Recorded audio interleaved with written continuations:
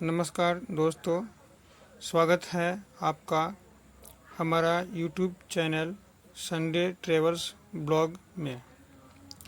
आज हम इस वीडियो में बात करेंगे West Bengal animal slaughter control act 1950 के बारे में और जानेंगे कि बकरीद 2026 से पहले पश्चिम बंगाल सरकार ने कौन से नियम सख्ती से लागू किए हैं, इसका किसानों पर क्या असर पड़ेगा और दूसरों राज्य से इसकी तुलना कैसे की जा सकती है। History of cow slaughter laws in India. Bharat में गाय संरक्षण और पशु हत्या को लेकर ये बहस बहुत ही पुरानी है। ब्रिटिश शासन के समय से ही कई जगहों पर गाय कटाई को लेकर सामाजिक और धार्मिक विवाद होते रहे हैं।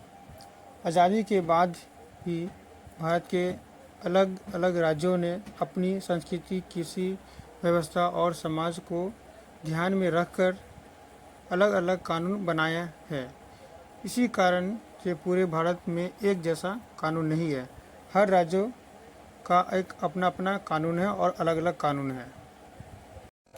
अब हम नेक्स्ट स्लाइड में चलते हैं और डिटेल्स में जानते हैं इस लॉ के बारे में। About the West Bengal act 1950। West Bengal में 1950 में West Bengal animal slaughter control act लागू किया गया था। इस कानून के अनुसार गाय, बैल, बछड़ा और कुछ अन्य पशुओं की कटाई बिना सरकारी अनुमति नहीं की जा सकती। अगर कोई पशु बूढ़ा हो या घायल हो या खेती और कोई काम लायक ना हो, तब भी सरकारी फिटनेस सर्टिफिकेट के मिलने के बाद ही कटाई की अनुमति दी जाती है।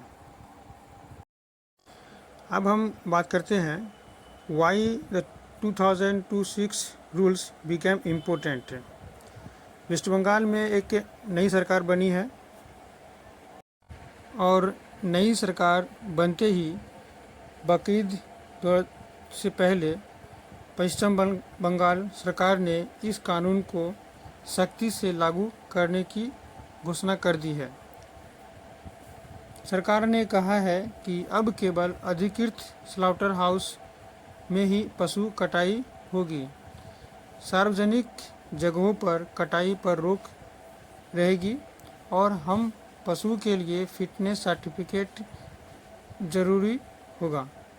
अब इससे बड़ा सवाल यह उठता है कि यह सर्टिफिकेट कौन बनवाएगा, खरीदार या बेचने वाला। सामान्य तौर पर पशु कटाई के लिए जाने से पहले सरकारी पशु डॉक्टर यानी वेटेरिनरी ऑफिसर से फिटनेस सर्टिफिकेट लेना जरूरी होता है। अधिकतर मामलों में यह जिम्मेदारी पशु मालिक, व्यापारी या स्लॉटर हाउस संचालक की मानी जाती है। अगर बिना अनुमति या बिना सर्टिफिकेट पशु कटाई होती है तो कानूनी कार्रवाई की जा सकती है। इसी वजह से 2026 में यह मुद्दा मीडिया और राजनीति में काफ़ी चर्चा का विषय बन गया है। अब हम चलते हैं नेक्स्ट स्लाइड में। Governments main decision. सरकार का कहना था कि इस नियमों के उद्देश्य अवैध पशु तस्करी को रोकना है। इसके अलावा सफाई व्यवस्था बनाए रखना भी है।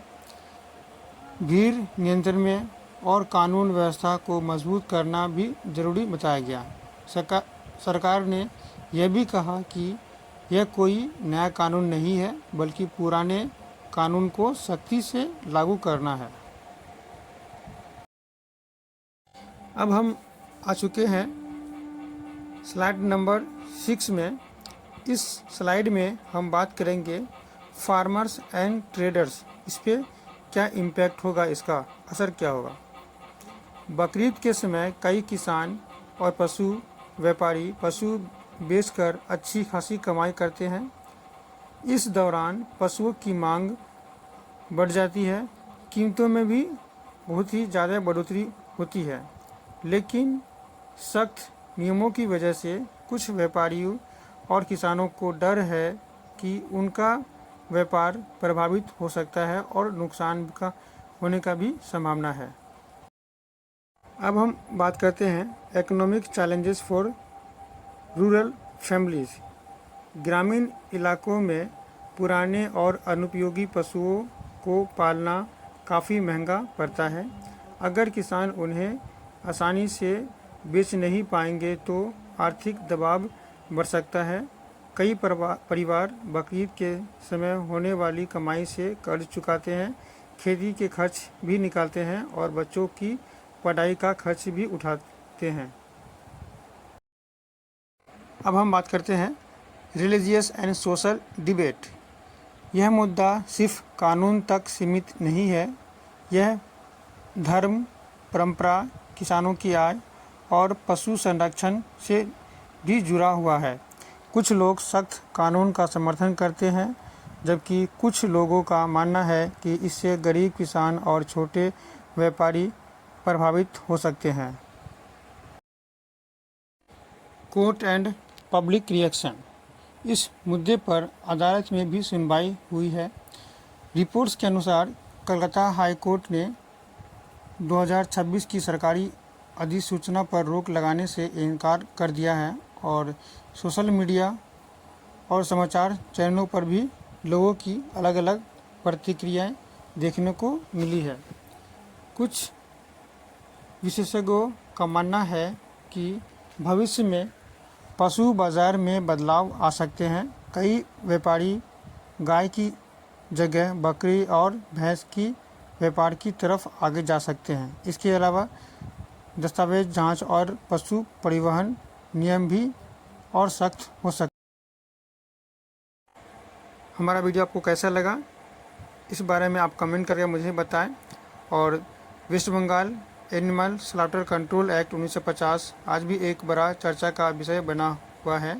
यह मुद्दा कानून, धर्म, किसानों की आय और समाज सभी से भी जुड़ा हुआ है। आपकी इस विषय पर क्या राय है, कमेंट करके हमें ज़रूर बताइए। वीडियो पसंद आए तो लाइक एंड सब्सक्राइब कीजिए प्लीज़।